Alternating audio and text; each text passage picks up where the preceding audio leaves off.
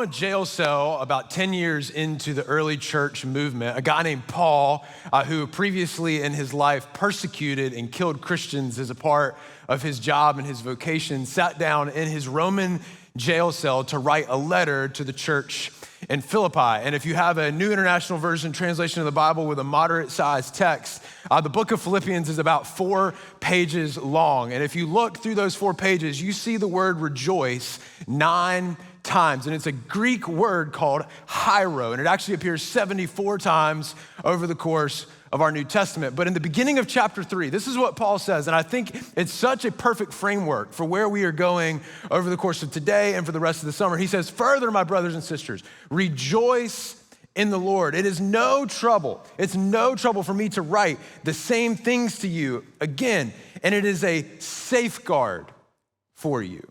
Rejoicing and delighting and choosing to allow the joy of the Lord to be your own, church in Philippi. It is going to, and it can be, and it will be a reliable safeguard for your faith." I think what Paul is trying to get us to see in this is that delight is a function of the spiritual life. If you are wanting to live a spiritual and connected and good and full and free and fruitful life with God, delight is a function of it. It's not passive, it's active. It's something that you and I must choose. It's something that you and I must be incredibly intentional about. And something that I would just love to consider and invite you to kind of ponder in your mind is this reality is that faith and delight are actually linked together. And here's what I mean by that. When we delight in something, it becomes something that we put our faith in. If we have our faith in something, it becomes the source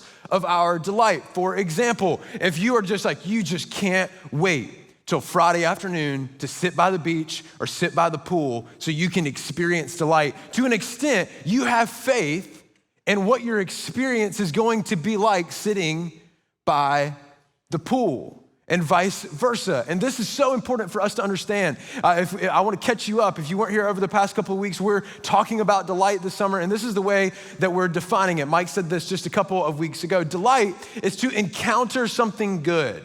It's to interact with something good and allow its goodness to awaken us to what we want.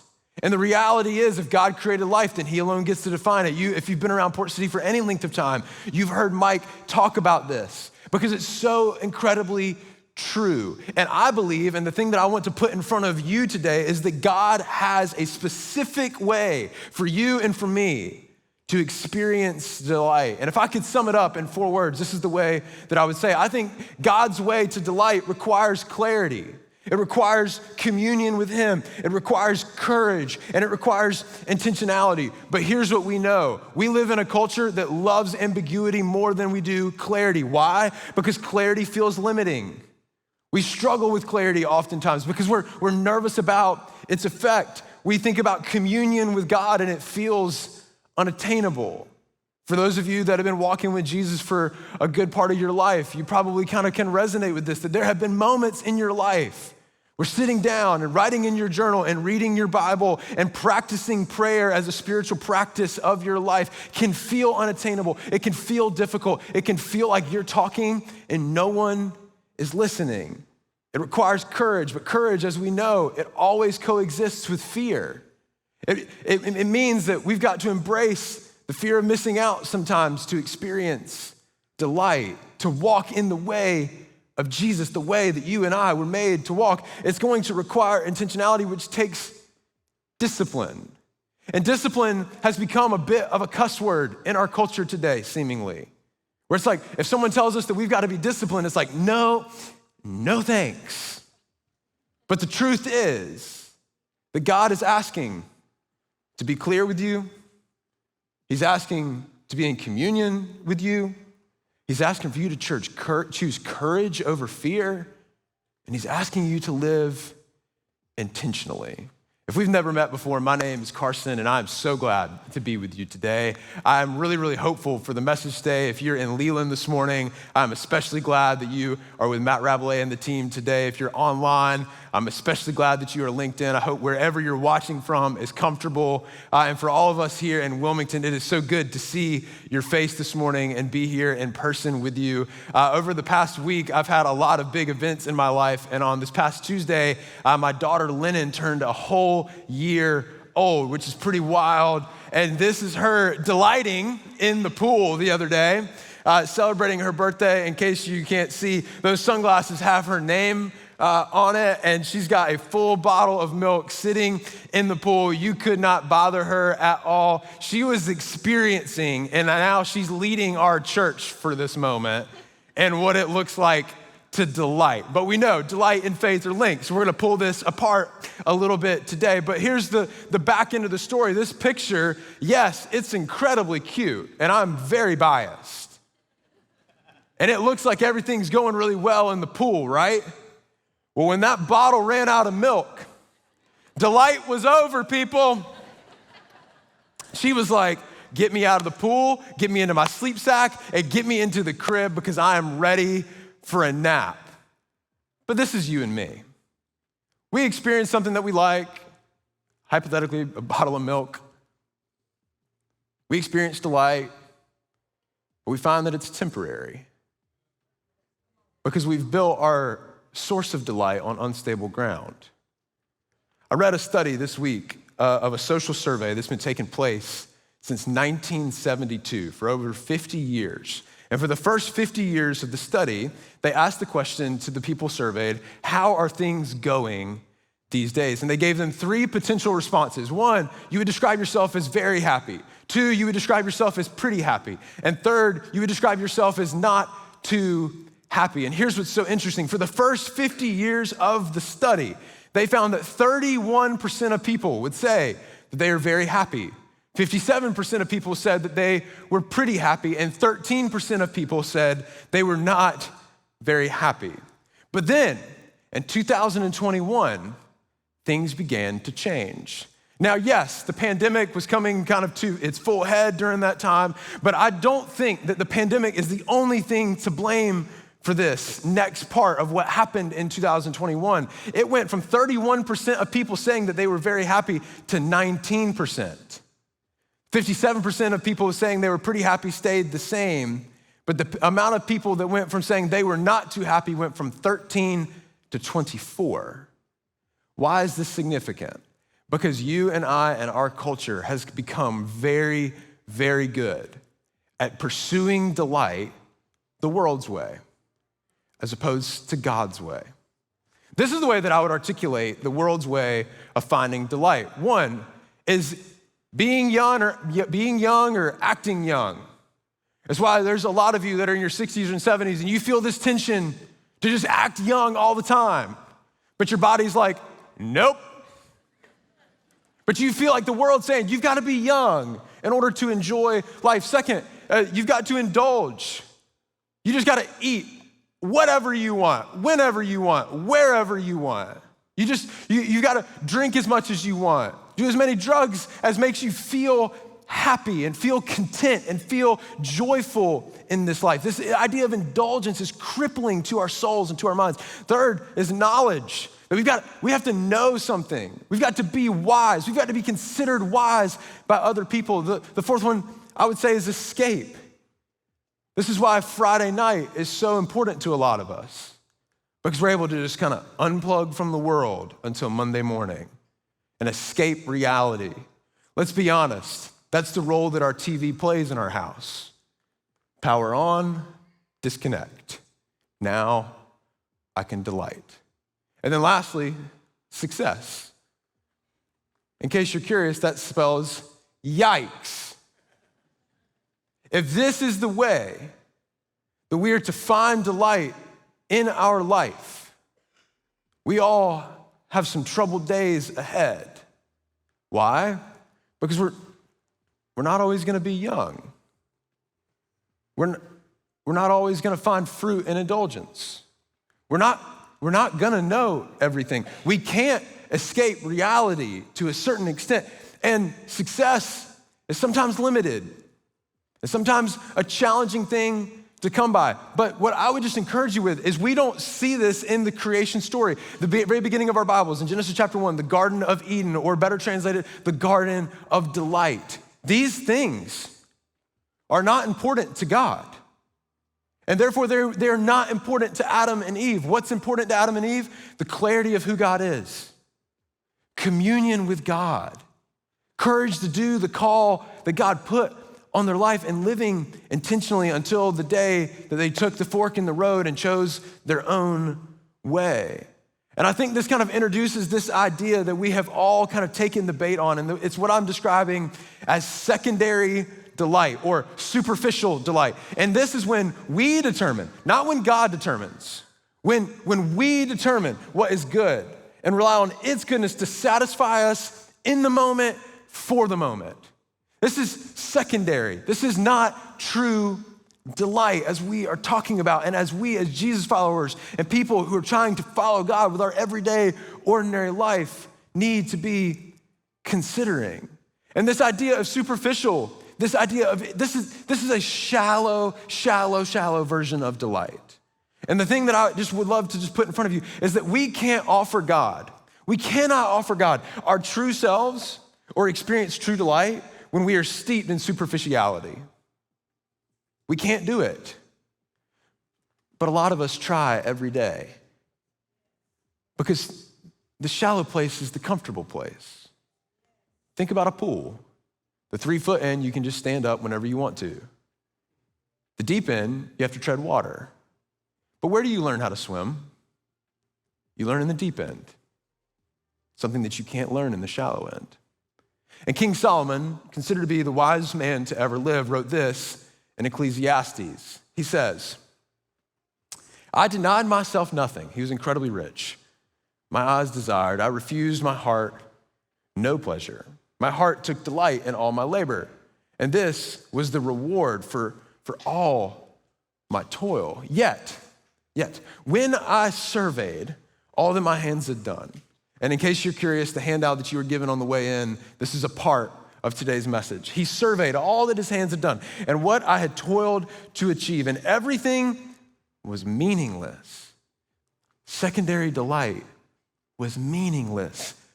A chasing after the wind. Nothing was gained under the sun.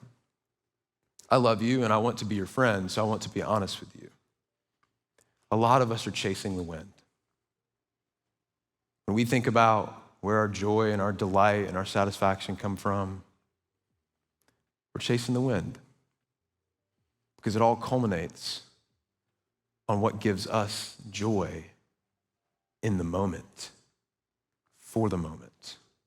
So the question I would love for you to consider and for me to consider, and I've been considering it all week long in preparing for this moment, is what if our ruthless pursuit of happiness has clouded our view of God and true delight?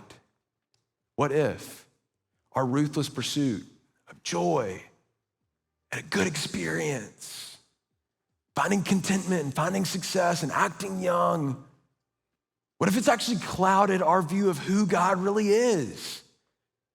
What if it's mutated and altered our view of what true delight is? And when you look at the Old Testament, you see the story of the people of Israel, and this is something that they got wrong so many times, over and over and over again. I think if you were to sum up the entire Old Testament, you would find that the people of Israel were unfaithful and God was still faithful. Every time they chose their own way, God was like, no, I'm staying with you. I'm providing for you. I'm going to rain down manna from heaven. I'm going to give you water in the rock. I'm going to part the sea. I'm going to do all of these things to show you that I am with you. But here's what's interesting. The people of Israel were always focused on getting God to remain with them, but they were not focused on remaining with God. This is you and me. We want God to come into all of the parts in our life and make our life better. But we don't want to spend the time, the energy, the effort to just remain with God. And over the course of the Old Testament, we actually see an item called the Ark of the Covenant play a huge role and the way that the people of Israel saw the presence of God being here on earth as he is in heaven. And the Ark of the Covenant contained the Ten Commandments and a couple of other items, and it was this prized possession. Well, one day in battle, it was captured by the Philistines, and then it eventually kind of gets brought back because they're like, no, we don't want this thing. And they bring it back, they give it back to the people of Israel, and then it kind of begins this really long, twisted journey of coming back to the capital of Israel, Jerusalem. And King David becomes king, and one of his first things is he's bringing the Ark of the Covenant back to the city of Jerusalem. And as it comes back into the city, there's this fascinating thing, this kind of long chapter in 1 Chronicles chapter 16 that David instructs the Levites, the people who are in charge of caring for the Ark of the Covenant, to do and to say and to use as a declaration of worship for who God is. Because David's like, okay, if the Ark of the Covenant, if the visualization of the presence of God is going to come remain with us in Jerusalem, then we must fix our attention. We must fix our heart's affection on remaining with God. And I think what's so interesting about 1st and 2nd Chronicles is when you look at it, it was actually designed to be in the very beginning, the very end of the Hebrew Bible. Now it's towards the beginning, but it was written a couple hundred years after the Babylonian exile, and the writer was trying to bring the people of Israel's attention back to staying really focused and really reliant on who God is and what God has for them to do. So I would love to just pull apart a couple of things that David instructs the people to use to align their heart's attention and affection towards God. In 1 Chronicles chapter 16 and verse 8, he jumps in and he says, I want you guys to do this. Give praise to the Lord. Proclaim his name. Make known among the nations what he has done. Sing to him, sing praise to him. Tell of all his wonderful acts. Glory, revel in his holy name. Let the hearts of those who seek the Lord rejoice. Look to the Lord and his strength. Seek his face on Friday afternoon. Seek his face always. If you were counting, there's 8 verbs in 2 verses. It's action. Delight is a function of the spiritual life. And it's a critical one at that. A little bit later down in the chapter, he really brings a lot of clarity as to who God is. He says this in verse 25. For great is the Lord and most worthy of praise. He is to be feared above all gods, for all the gods of the nations are idols, but the Lord made the heavens. Idols, but the Lord made the heavens. A lot of us have a lot of idols. It looks like the superficial places that we experience delight, the shallow places. And we've arranged our life in such a way that now our faith is in them. Our faith is in the success of those things. And he goes on to say, splendor and majesty are before him. This is so important. Strength and joy are in his dwelling place. Capture this in your mind. If you tuned out for a minute, I know I'm a little bit boring sometimes, but strength and joy are in his dwelling place. This is critical for us to remember, because when we come and we remain with God, we experience a strength and a joy unlike anything else our world has to offer.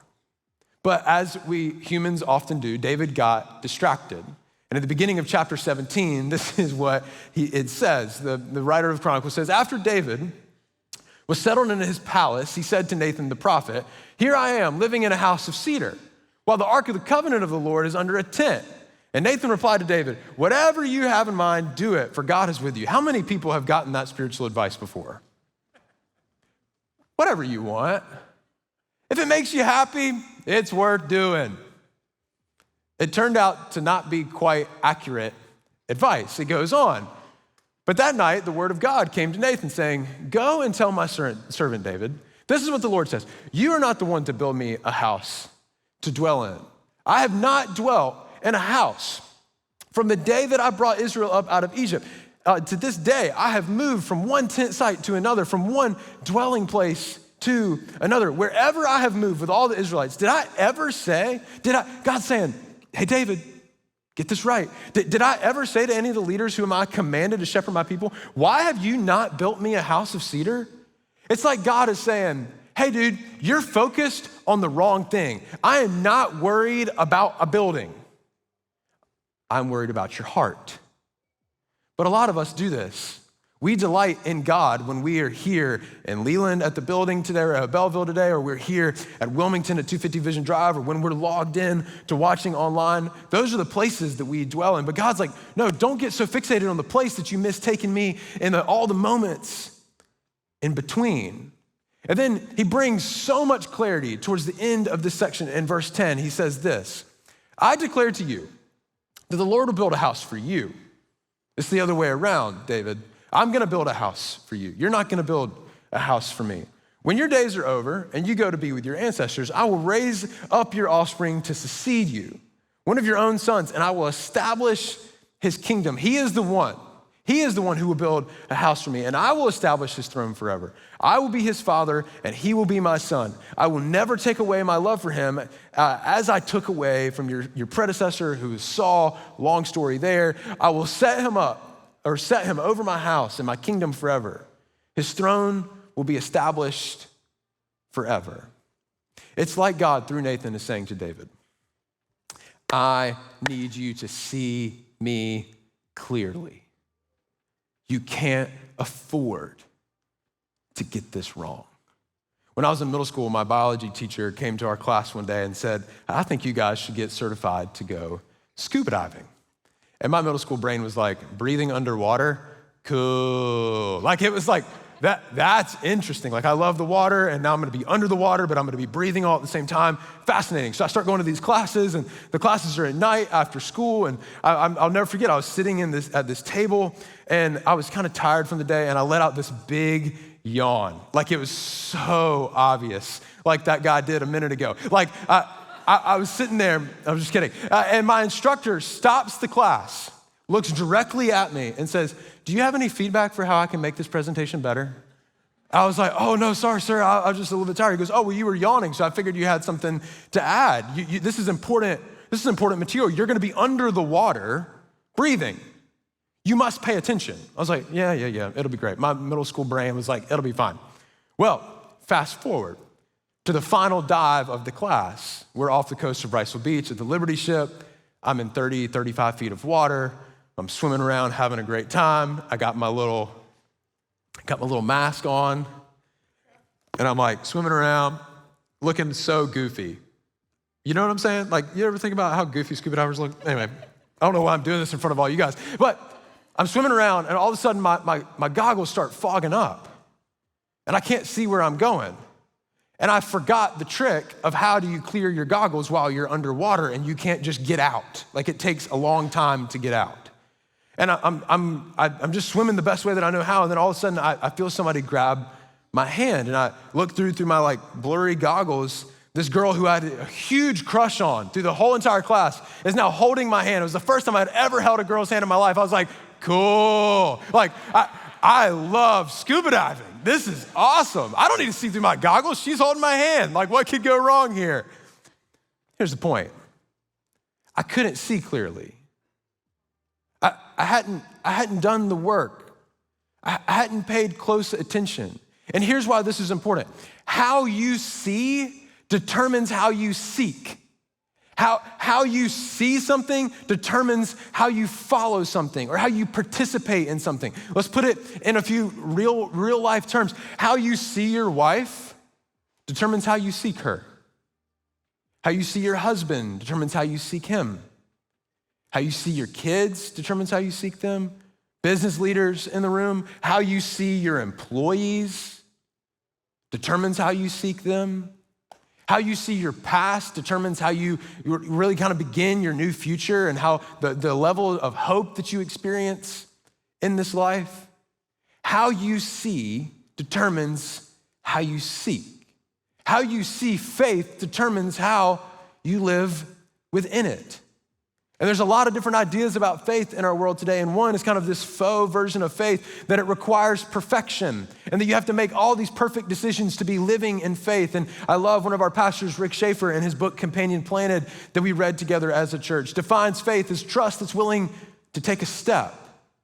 What would change about the way that you see faith if it was simply trust that is willing to take a step? to go a step further. How you see God determines how you seek God. How you see God is critical to consider. And in my conversations with people and in my own life, I think there's 4 big ways that we struggle when we think about the way that we see God. The first is we're convinced that God is an angry God. When we think about delight, we're like, no, God's angry at me for X, Y, and Z, so therefore I cannot find delight in him. The second is Amazon God. That God is just gonna deliver us delight in 2 days. Let's be honest, a week now, but like you get the point. We see God through this lens. So when God doesn't deliver the thing that we want on the time frame that we want, then God is not trustworthy to be our source of delight. The third way is antagonist God, that he's like always stirring the pot. And if we're to put our full faith and trust in him, he's just gonna wreck our life and take away all the things that we like and take away all the things that we enjoy and replace them with things that he enjoys. We have this inaccurate view of God, missing the reality that God made the heavens. That God put you together in a beautiful and intricate way and made you for more than you are experiencing today. Because there's breath in your lungs, there's hope for tomorrow. And then fourth is annoying God, where he cares about things that we don't care about. So therefore we can't trust God with that, because that would just be annoying. That would just be difficult. And this is what prevents us from allowing God to determine what is good or what is worthy of our delight. So I have 3 questions that I'm considering right now, and I would love to invite you to consider. The first one is this, is have you given God the authority to determine what is good? Or is that your jurisdiction? And just be honest. Have you given God that authority to determine what is good? Second is, where are you spending your life? And this ordinarily would be a question that we would articulate in the way of like, where are you spending your time? But the reason that I want to use the word life here is because the way that you spend your time is the way that you're spending your life. You're gonna tell a story about how you used your time here on earth. I dare you to make it a good one. I dare you to get to the end of your life and look back and be able to go, I used my time on earth in the way that God intended for me to use it, which is why on your way in, everyone got one of these cards. And we can put this first graph on the screen, Megan. And it's just a circle with 24 hours on it. And this is a beautiful exercise. I've done it. I have a 1-year-old, so I've done it like every week for the past year, because every time I think I got my schedule figured out, it changes. But what I want to encourage you to do is to take this home and spend some time considering, like, where is your time going? And I think in our culture today, the first 3 things that you've got to consider is how much time are you spending asleep? How much time are you spending working? Or if you're retired, what is the other kind of like second biggest thing that you spend your time on? How much time are you looking at a screen? And then what are some other like kind of big areas of your life where your time is going? And begin to consider it. You create a visual for it. Because if I would imagine, once you see where your time is going, you might make some decisions a little bit differently about where you give your time, about where you spend your life. I have conversations with people often especially when I'm getting my hair cut. For some reason, they ask me what I do, and I say I work for a church. They're like, what do you do at a church? I'm a pastor. Like, well, what do you do during the week? This is what people think pastors do during the week. This is what I'm convinced. We sleep, we read scripture and prayer, we study Greek and Hebrew, we have some family time, and then we spend some more time in scripture and prayer. This is what I'm convinced people think pastors do. And I brought my real schedule for you because I just want to be real with you in hopes that you'll just be real with yourself. You don't have to be real with anybody else except for yourself in this. This is what my schedule looks like. I typically go to bed around 11. I try to wake up at 5:30. If you ask my wife, she would say my alarm goes off at 5 and I wake up at 5:30. Tough subject. Then I've found that from 5:30 to 7:30 is kind of this like window of time in my day that is largely unaccounted for. After that, I go home and I oftentimes go to the coffee shop in the mornings or go to the gym. I know it doesn't look like it, but I come home and I get my daughter ready, and getting out of the house with a kid, I don't know how you people with 4 kids do it. Like it's something, getting my child ready to go and in her car seat and her diaper bag ready. So that takes a little bit of time. And then I spend a lot of time at work, and then I come home and I spend a little bit of time with my family, and then we clean up from the day. Parents, you know what I'm talking about. It's like you gotta clean bottles and get ready for the next day. And then at the very end of the day, I don't like admitting this, but I'm gonna admit it. I spend 2 hours, sometimes 3, watching West Wing, best show on TV. Like, I'll argue with you later. Like, I spend time escaping. I spend time just indulging, watching a TV. And when I did this exercise for the first time, my time looking at a screen was a lot bigger. But the visualization that there was a big chunk of my day going to looking at a screen convicted me to think about, I'm gonna tell a story about my life. I don't want to tell the story of superficial secondary delight. I want to tell the story where I pursued true delight in the Lord, and I trusted that his ways are higher and better than my ways. We actually have colored pencils for 1 per family. Before you leave today on your way out, you can grab a colored pencil pack and you can do this exercise. And then you can call me and talk to me about it, because I would just encourage you to do it, because I think it'll be really, really telling. And then the third question is this, is in light of where your time is going, what is your faith really in? Because where we spend our time is really indicative of what our faith is in, of what we're trusting to be our source of delight. In Mark chapter 5, one of my favorite stories in the Bible is recorded among a bunch of different healings that Jesus does. 3 out of his 37 miracles are in Mark chapter 5.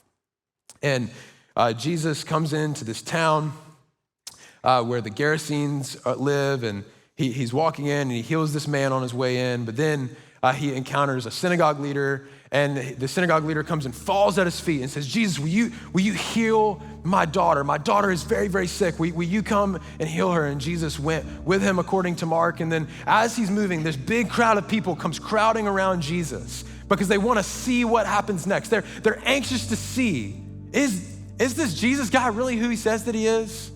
And as they're going to Jairus' house, this woman comes up and fights her way through the crowd. If you know the story, she had been bleeding for 12 years. And Mark articulates that she had suffered underneath the care of many doctors and had given all of her money to try to find a healing. But it just kept getting worse and worse and worse. She was suffering for an incredibly long time. A lot of you, and in moments in my life, I find myself suffering from a deficiency of delight because I have built my life on unstable ground, because my ruthless pursuit of my own happiness has clouded my view of God. Consider the woman's perspective. Jesus was moving this big crowd to do this really cool, unimaginable thing. She wasn't caught up in the hype. She wasn't caught up in the movement of culture.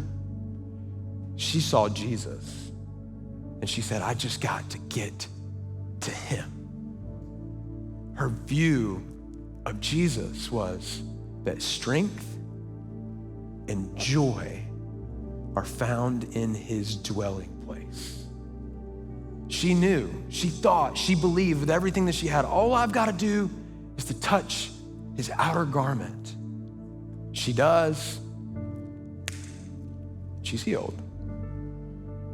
Because she put her faith where it was always intended to be, the garden of delight, clarity of who God is, and communion with him. The way that we see God determines our ability to experience true and lasting delight. In Matthew chapter 5 is the Sermon on the Mount. Jesus pulls a bunch of people together that are actually sick and hurting and kind of considered outcasts of the culture of that day. And He says the Beatitudes. If you grew up in church, you've heard about them. And one of them is, blessed are the pure in heart, for they will see God. When we choose to just be honest with ourselves, we get to see who God really is. And our culture doesn't really allow us to slow down very often. So for the next 30 seconds to a minute, I'd really love, in the quiet of your own heart and in your mind, to consider the question: how do you see God?